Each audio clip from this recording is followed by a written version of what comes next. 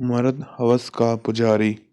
جب عورت مرتی ہے اس کا جنازہ مرد اٹھاتا ہے، اس کو لحد میں یہی مرد اتارتا ہے، پیدائش پر یہی مرد اس کے کان میں اذان دیتا ہے، باپ کے روپ میں سینے سے لگاتا ہے، بھائی کے روپ میں تحفظ فراہم کرتا ہے، شوہر کے روپ میں محبت دیتا ہے، اور بیٹے کی صورت میں اس کے قدموں میں اپنے لیے جنت تلاش کرتا ہے۔ سچ میں بہت ہوس کی نگاہ سے دیکھتا ہے۔ ہوس بڑھتے بڑھتے ماں ہاجرہ کی سنت پر عمل کرتے ہوئے صفا مروہ کے درمیان سعی تک کر لیتا ہے۔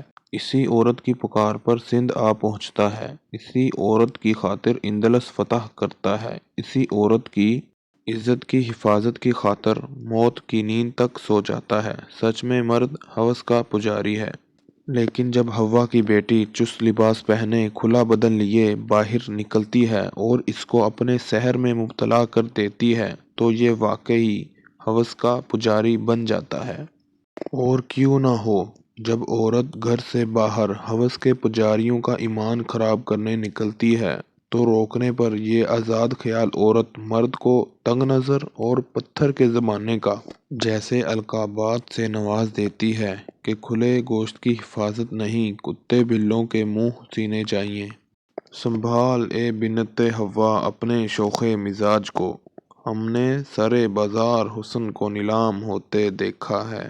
میں نے مرد کا ایثار تب محسوس کیا جب وہ اپنے بیوی بچوں کے لیے کچھ لایا تو اپنی ماں اور بہن کے لیے بھی تحفہ لایا۔ میں نے مرد کا تحفظ تب دیکھا جب سڑک کراس کرتے وقت اس نے اپنے ساتھ چلنے والی فیملی کو اپنے پیچھے کرتے ہوئے خود کو ٹریفک کے سامنے رکھا۔ میں نے مرد کا ضبط تب دیکھا جب اس کی جوان بیٹی گھر اجڑنے پر واپس لوٹی تو اس نے غم کو چھپاتے ہوئے بیٹی کو سینے سے لگایا اور کہا کہ ابھی میں زندہ ہوں، لیکن اس کی کھنچی ہوئی کن پٹیاں اور اس کی سرخ ہوتی ہوئی آنکھیں بتا رہی تھیں کہ ٹوٹ تو وہ بھی چکا ہے، رونا تو وہ بھی چاہتا ہے، لیکن یہ جملہ کہ مرد کبھی روتا نہیں ہے اسے رونے نہیں دے گا۔